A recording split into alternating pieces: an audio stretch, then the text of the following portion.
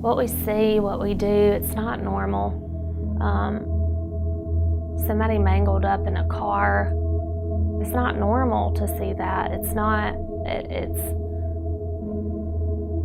I can close my eyes and see that kid laying on the stretcher, just reaching and pawing just for somebody to help him. It's 2 o'clock in the morning, and you look down and saw somebody. I saw someone I went to school with, that I grew up with, and it punches you in the face. That kind of a trigger is something you never forget.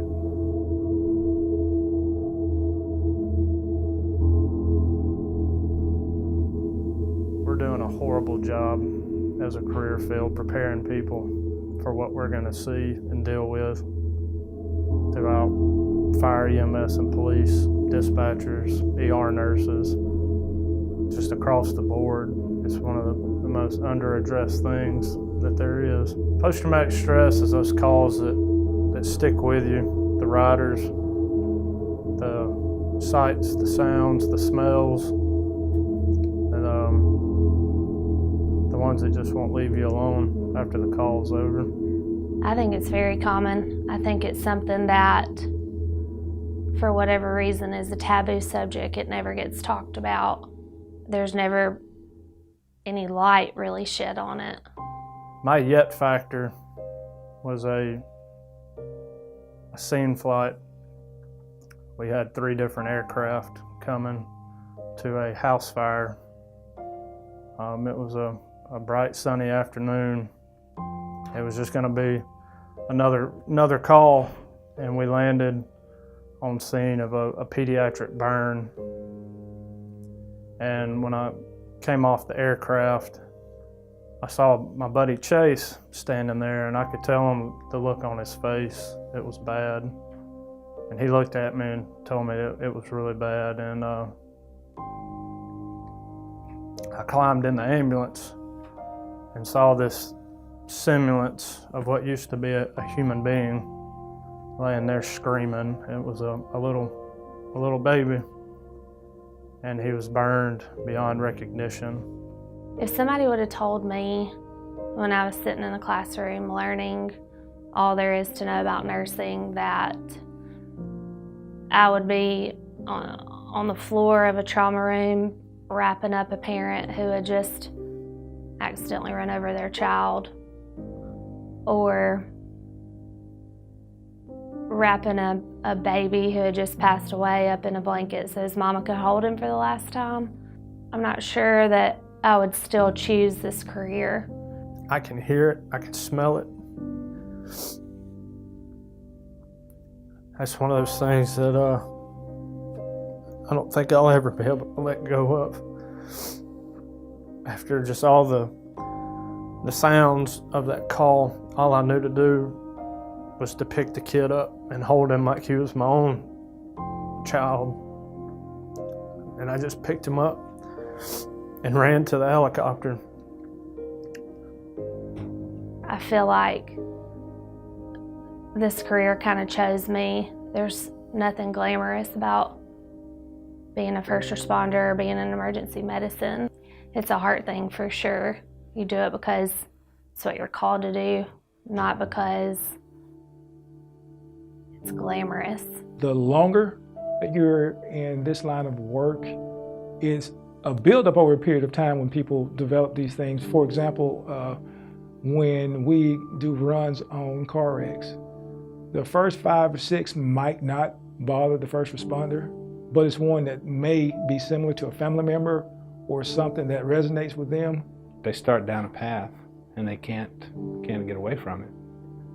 And they blame it on everything else except the reality of what they've had to deal with and what they've kept inside. It destroys careers, it destroys marriages, it destroys lives. I've had a coworker that's killed himself. I've had many coworkers who have lost their license because of addiction. Alcohol and drugs aren't going to fix anything. Internalizing it isn't gonna fix anything. It's okay. You know, we see bad stuff and it's normal. I was brought up in the fire service to where it wasn't okay to talk about calls, and you had to be bigger, badder, tougher than the person right next to you, and you just take it home with you. We have a tremendously high rate of substance abuse. We're in the midst of what feels like an absolute epidemic of suicide among first responders. We intuitively think that we have a higher rate of divorce than the average population. So there are very negative ways to deal with the ramifications of post-traumatic stress. I think we need to be aware of our people, especially as supervisors, because there are signs in body language, the way people carry themselves. If you got a guy that's jovial and all of a sudden they isolate, they're starting to look disheveled, paperwork's not adding up like it used to be. If you got someone that writes neat, on-point narratives, when those things go to lacking, as supervisors, as brethren, I think we need to be there to be able to assist them. Don't let it bottle you up. Don't let it hold you back from giving the best care that you can. Don't let it eat you up. It's real. Put it out there. Tell somebody, hey, this is what I'm going through. This is what I'm battling.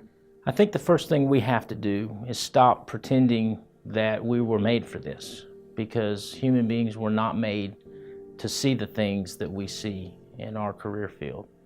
And I think we have to stop trying to tell people that this is just part of the job or that they need to be a little bit tougher in dealing with these things. I think that's a fallacy. It's okay to be bothered by what you're going to see today, tomorrow, next month, 5 years from now.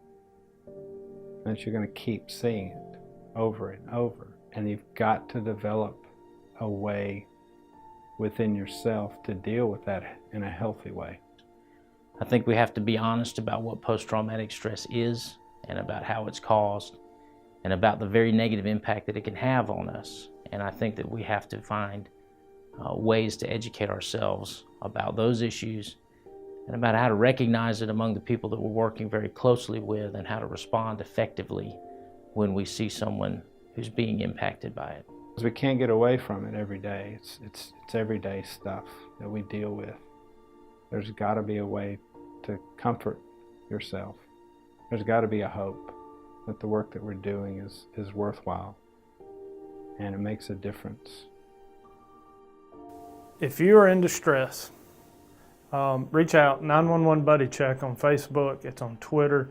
Reach out to the Code Green campaign. Code Green campaign are an amazing group of people really fighting day to day to make advances in mental health management. There's people out every day fighting for you. So if you're in distress, if you know someone in distress, reach out, take the mask off, be real, be relevant, and ask for help.